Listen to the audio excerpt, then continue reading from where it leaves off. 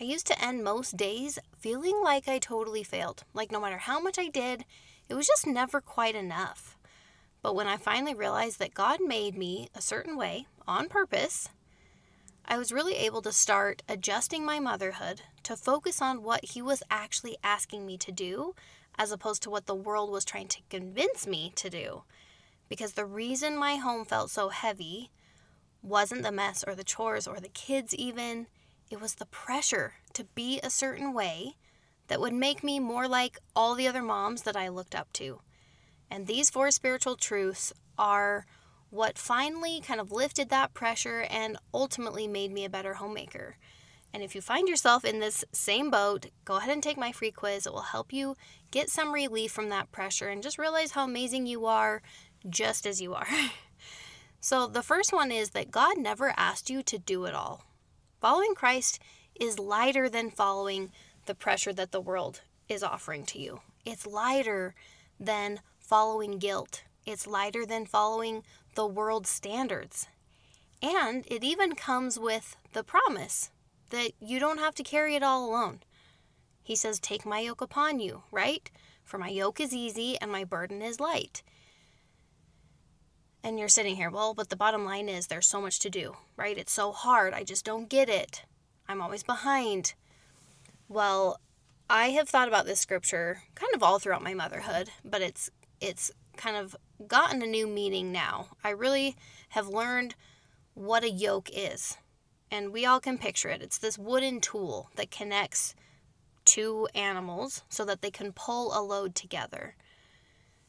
And when I think about discipleship, it doesn't mean it's comfortable or easy necessarily. We're asked to do really hard things. Always forgive, love your enemies, right? Endure trials. Like, those are hard things. Easy, when the scripture says easy, to me that means it fits well. It's gentle. It doesn't crush me, right? The yoke that I used to live under was, I would say, perfectionism or comparisons, maybe people pleasing, guilt, shame. Like, that's what I was carrying. And that's why it felt so heavy and so hard. And when I switched that to what Christ was offering me, it did feel comfortable. It felt lighter. And in motherhood, to me, like day to day, to me that just looked like simplifying my to-do list, letting go of some of the standards that I saw on Pinterest. There's this social media standard of what mom life should look like, of what your home should look like. And it's pretty out of reach for most of us. And coming to terms with that and accepting what Christ is actually offering us eases that burden. The second spiritual truth that comes to my mind is that homemaking is a ministry instead of a performance. So the scripture that comes to mind, the story of Mary and Martha, to me, has so many interpretations. I've talked to a lot of different people about it, and it's really interesting to hear people's take on it. I would love to hear in the comments any thoughts you have on Mary and Martha. I will just share my take on it. Martha was stressed out, right? Like, I relate to Martha. She was stressed out, and Jesus answered her and said, "Thou art careful and troubled about many things." And I just relate to that. Troubled by so many things. And they are valid, right? Maybe it's feeding our family. Maybe it's cleaning up the mess. There's a lot of troubles that we have and responsibilities I would have. But then he teaches her that Mary had chosen I think he says the good part. I'll look it up and quote it properly. Chosen the good part. So motherhood gets a lot easier when we use our discernment to find the good part. And it's going to look different every day, and that's why it's just tricky. There's not a straightforward answer. But as we release the standards and pressure of the world, we stop seeing motherhood as this performance, right? People are just kind of parading online, not not in a negative way. Like, it's good to be inspired. It's good to see what works for other people. But it can feel kind of like this parade that you're just watching all these glorious, glamorous people doing amazing things. But it can start turning motherhood into a performance. How beautiful is the meal on your table? Even like how cute are the dishes looking with that food? You know, I mean, all the details that we can end up looking at our real life and just feeling like, ooh, I should buy new of this. I should make these different recipes from scratch. Or my kids should wear these types of clothes. Or our bedtime should look this certain way. It just turns motherhood into a performance instead of a ministry. We get to minister to our family every day. We're serving them, we're teaching them, we're loving them. And we don't want to lose sight of that, because that is the good part of motherhood. Meaning, it's what brings us true lasting joy. Those really meaningful, lasting things. Our relationship, our personal growth within that ministry. It's a really beautiful thing. Another spiritual truth that has completely changed the way I live my every single day is that rest is a part of our stewardship. We learn in the scriptures that it's not required for us to run faster than we have strength.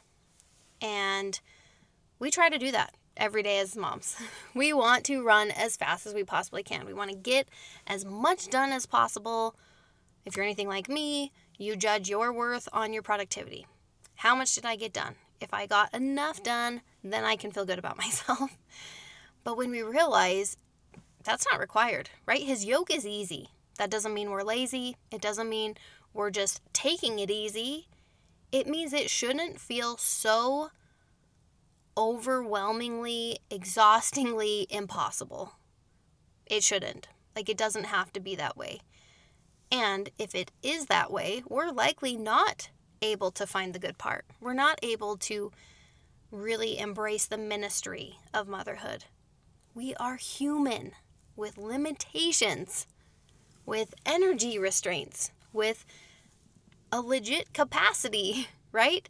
That fluxes, it changes.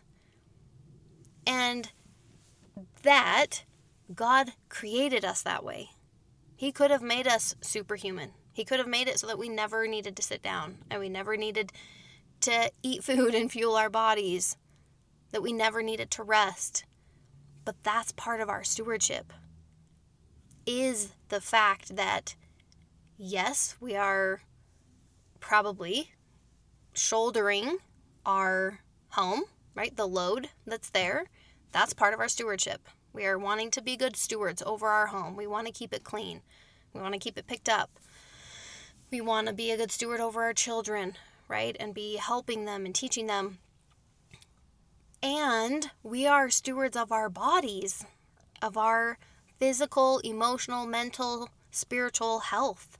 And if we can see that as part of our responsibility, that stewardship is also about the daily, consistent care of ourselves. And it's not about perfection. It's not about how much you're getting done, right? You're not measuring your worth based on the state of your home.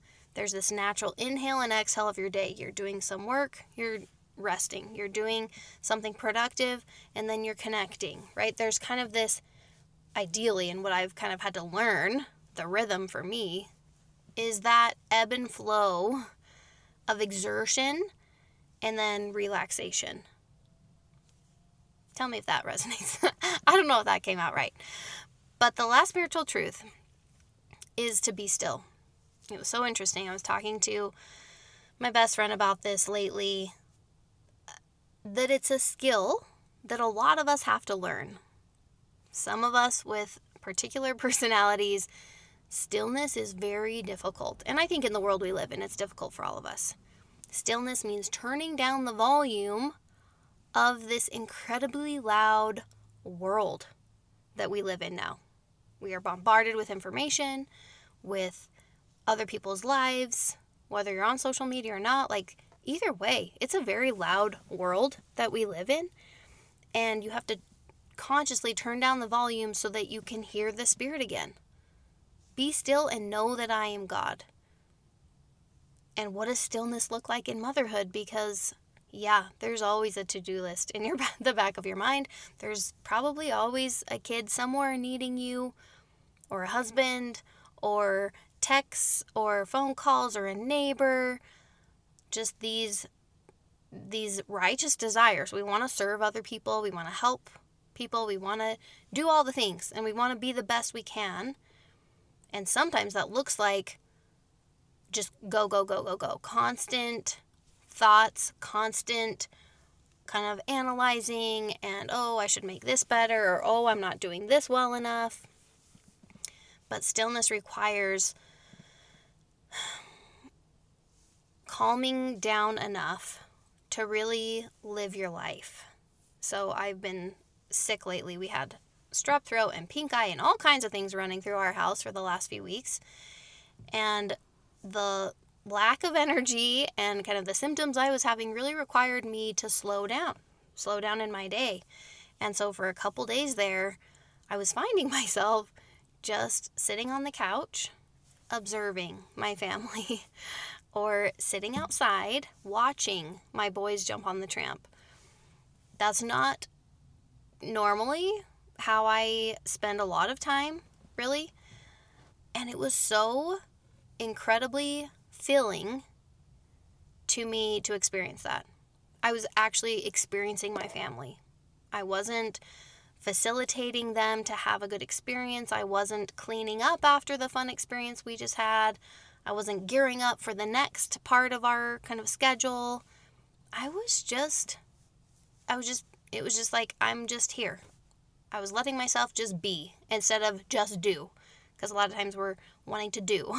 But if we can just be sometimes, it reminds us why we're doing what we're doing.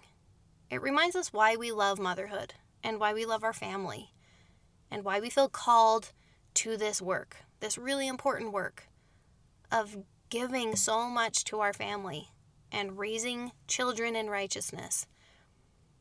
And as we tap into just some key things that Christ has taught us, he knows that will bring us happiness. And for me, the ability to be my best didn't mean doing it all. That term drives me crazy. There is no such thing. We can't do it all. And people ask, how do you do it all? How do you do it all? They don't. Nobody does. I don't. People might think I do. I don't. There are plenty of things I'm not doing. I don't do great with community service, let's say. I don't know. Like, I could list off a lot of things that just aren't my focus right now. I'm not really investing too much on my talent of playing the piano. Like, we can't do it all. Because if we try to, we're going to do it all pretty poorly. That's my experience. We invest and focus in a few key things, and that's how we really grow, and that's how we really thrive. The focus, or what is the phrase? The happiness we feel has little to do with the circumstances of our lives and everything to do with the focus of our lives. Focus on your strengths. Focus on what you're really good at. The quiz will help you tap into that and see, yeah, I'm naturally this certain way. This is how I feel peaceful at home. So do more of that. So figure out how to bring that into your homemaking. And don't mother like me. Don't worry about what she's doing or what your mom did. Just mother like you.